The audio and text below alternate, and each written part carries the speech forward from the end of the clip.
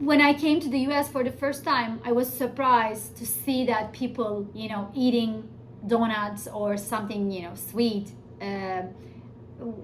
for their breakfast. So, because in Turkey it is really different. We always, and breakfast is not the most maybe, but one of the most important meals. And for me, it is the most important meal of the day. And that is why in Turkey we have this culture start something with savory, like we always have feta cheese on the table, olives on the table, cucumbers and tomatoes, and eggs.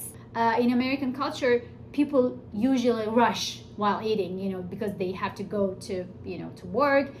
But in Turkey, even though we have work, but we take it easy. And we have some special menus that will be going on, like in Lakeside, where they'll have like different Muslim recipes from around the world. So I work with dining to help coordinate that, and then plan all these events to support students, and then educate the broader community about the Muslims' religious holidays as well. We have a big celebration at the end of Ramadan called Eid, where it's for like the whole campus.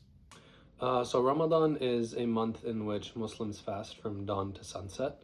It's just a very special time. It's a time in which people are very focused towards God, and you find a lot more people going to the masjids, and there's like this beautiful connection that sprouts during this month. And so it's usually broken with a date or some water, and then you have like a big meal after you pray.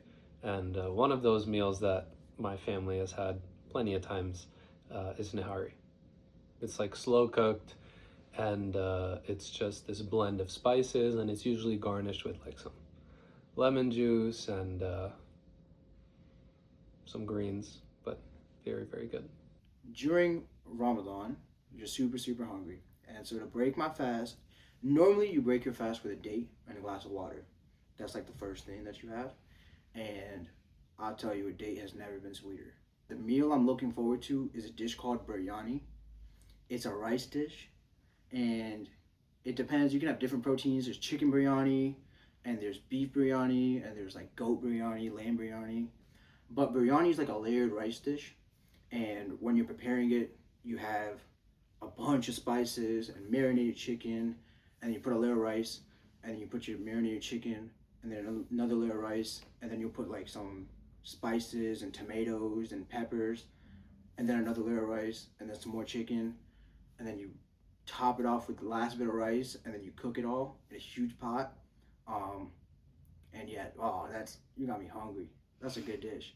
From Jordan. I grew up there all my life, and our national dish is called mensef, and that's really important to, I think every Jordanian can agree on it.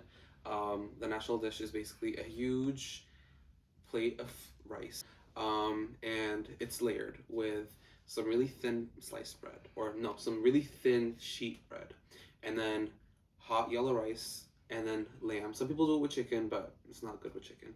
And then they pour hot yogurt on top, and then they roast some almonds, they stick it on there, and then you eat it with your right hand. So that's really important because it is the most filling thing I can think of, honestly, especially after a day of not eating from dusk till dawn. I think that's something that's really important to me. Like it's relates to the national identity as well as how I grew up, and it's really important because we like to have it for all of the religious celebrations, as well as like important family gatherings and events and stuff like that. It's like really essential to almost like every Jordanian's life.